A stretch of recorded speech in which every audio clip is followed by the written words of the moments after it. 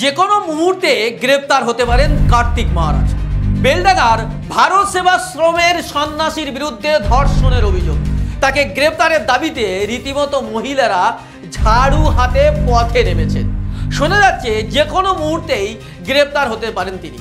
গ্রেপ্তার থেকে বাঁচতে রীতিমতো হাইকোর্টেও ছুটেছিলেন কার্তিক মহারাজ, আর তাকে নিয়েই আজকের আলোচনা করব। আলোচনা শুরু করার আগে বলবো, যারা আমাদের ইউটিউব চ্যানেলে নতুন তারা আমাদের ইউটিউব চ্যানেলটি সাবস্ক্রাইব করবেন। আর যদি আপনি এই ভিডিওটি ফেসবুকে দেখে থাকেন তাহলে অবশ্যই ফেসবুক পেজটি ফলো করবেন। আর আমাদের এই কন্টেন্ট, এই ভিডিও আপনাদের কেমন লেগেছে অবশ্যই কমেন্ট বক্সে কমেন্ট করে জানাবেন। ভালো লাগলে অবশ্যই শেয়ার করবেন। তো চলুন শুরু করা যাক। কার্তিক মহারাজ, যার আসল নাম স্বামী প্রদীপ্তানন্দ, ভারত সেবাশ্রম সংঘের বেলডাঙ্গা শাখার একজন প্রভাবশালী সন্ন্যাসী। তিনি সমাজ সেবার ক্ষেত্রে পদ্মশ্রী পুরস্কার পেয়েছেন কয়েকদিন আগে, এবং তার নাম আদিবাসী মেয়েদের জন্য শিক্ষা প্রদানের সঙ্গে যুক্ত। কিন্তু গত কয়েক সপ্তাহ ধরে তাঁর বিরুদ্ধে একটি গুরুতর অভিযোগ উঠেছে। একজন মহিলা দাবি করেছেন যে 2012 সালে কার্তিক মহারাজ তাকে একটি স্কুলে চাকরির প্রতিশ্রুতি দিয়ে আকর্ষণ করেন। মহিলা সেই স্কুলে চাকরিও শুরু করেন এবং স্কুলের আবাসনে 5ম তলায় থাকতে শুরু করেন। মহিলার বর্ণনা অনুযায়ী ধীরে ধীরে কার্তিক মহারাজ তার সঙ্গে ঘনিষ্ঠ সম্পর্কে জড়িয়ে পড়ে। এই সম্পর্ক প্রায় 6-7 মাস ধরে চলে এবং এর ফলে তিনি গর্ভবতী হন। পরে তাকে জোর করে গর্ভপাত করানো হয় বলে তিনি অভিযোগ করেছেন কার্তিক মহারাজের বিরুদ্ধে। তাকে বাড়ি ফিরে যেতে বাধ্য করা হয় স্কুল থেকে।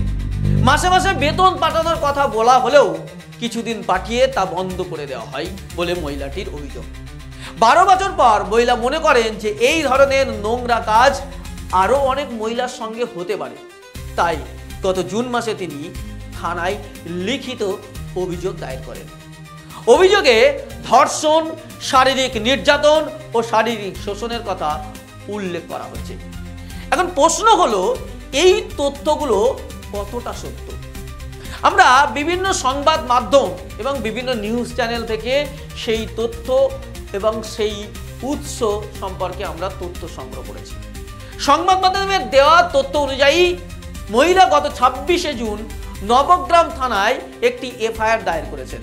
তিনি দাবি করেছেন যে 2012-13 সালের মধ্যে কার্তিক মহারাজ তাকে চাকরির প্রলোভনে ধর্ষণ করেছেন এবং গর্ভপাতের জন্য তাকে বাধ্য করা হয়েছে।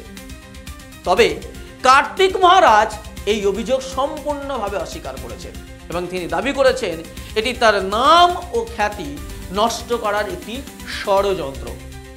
পুলিশ তদন্ত শুরু করেছিল এবং 1 জুলাই তাকে জিজ্ঞাসাবাদের জন্য নোটিশ দেওয়া হয়েছিল। তবে তিনি থানায় না গিয়ে তিনি হাইকোর্টে এফআইআর বাতিলের জন্য আবেদন করেন। আজ কলকাতা হাইকোর্ট থেকে একটি গুরুত্বপূর্ণ খবর এসেছে। রাজ্যের অ্যাডভোকেট জেনারেল বিচারপতি জয় সেন গুপ্তের বেঞ্চে জানান যে নিজের অসুস্থতার কারণে তিনি আজ মামলার শুনানিতে অংশ নিতে পারেননি।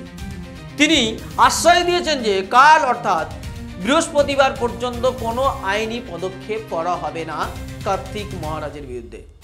বিচারপতি সেনগুপ্ত এই আশ্বাস মেনে নিয়ে শুনানির আগামীকালের জন্য স্থগিত করেছেন।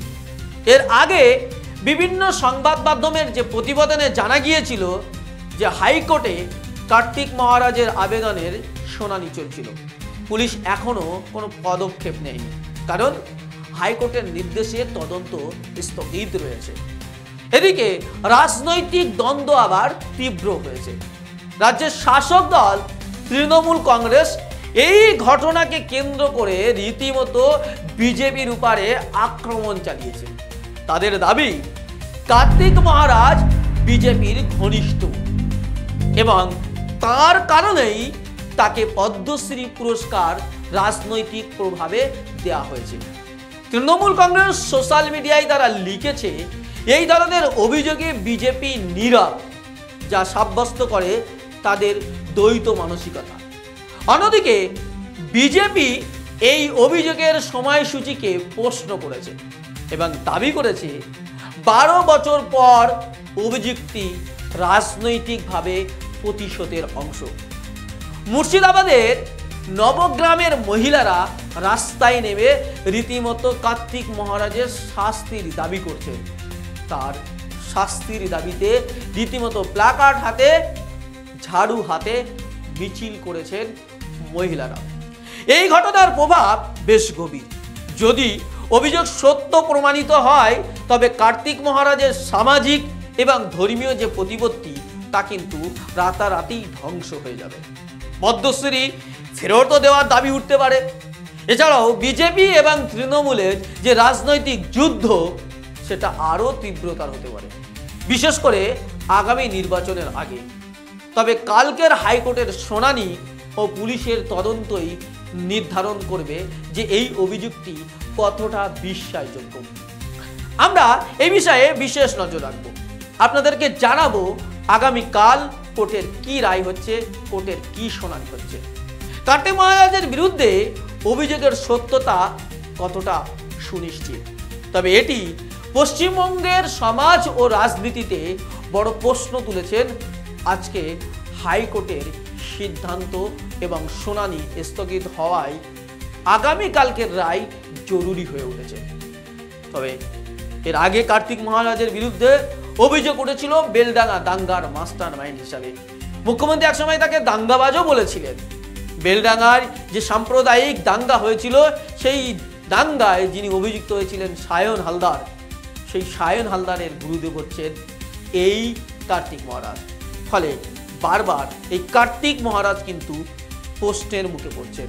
আপাতত শেষ করছে এখানেই, দেখা হচ্ছে পরবর্তী এপিসোডে। ততক্ষণ ভালো থাকবেন, সুস্থ থাকবেন, ধন্যবাদ।